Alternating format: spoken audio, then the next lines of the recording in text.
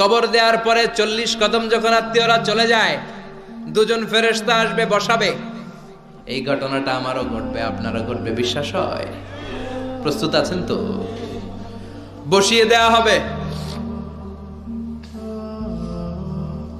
মুমিন বান্দাকে প্রথম প্রশ্ন করবে, আমার রব্বুক, তোর রবের নাম কি?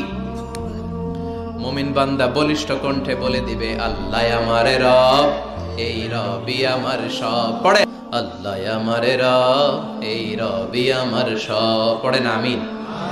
আমরা যেন আল্লাহ বলিষ্ঠ কণ্ঠে বলতে পারি, আল্লাহ আমার রব, তুমি কবুল করো। পড়েন আমিন। প্রথম প্রশ্ন খালাস। দ্বিতীয় প্রশ্ন, আমা দীনুক, তোর দিনের নাম কি, ধর্মের নাম কি? চিৎকার দিয়ে আমরা বলবো, আমাদের ধর্মের নাম।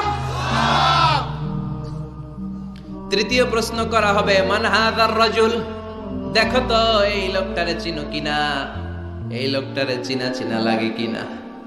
আমরা বলবো, চিনি মানি, এই লোকের জন্য আমরা দুনিয়াতে সব করতে রাজি ছিলাম। এই লোকের জন্য আমরা দেহের প্রাণ ঢালা উচ্ছ্বাস ছিল আমাদের হৃদয়ে। আমাদের দেহের রক্তটুকু বিলিয়ে দিতে আমরা পৃথিবীর বুকে কুণ্ঠাবোধ করি নাই। চিল্লায় বলেন ঠিক কিনা? এই নবী আমাদের পেয়ারা নবী, চাঁদের চেয়েও সুন্দর তুমি, নবী আমার কামলিওয়ালা, চাঁদের চেয়ে সুন্দর তুমি।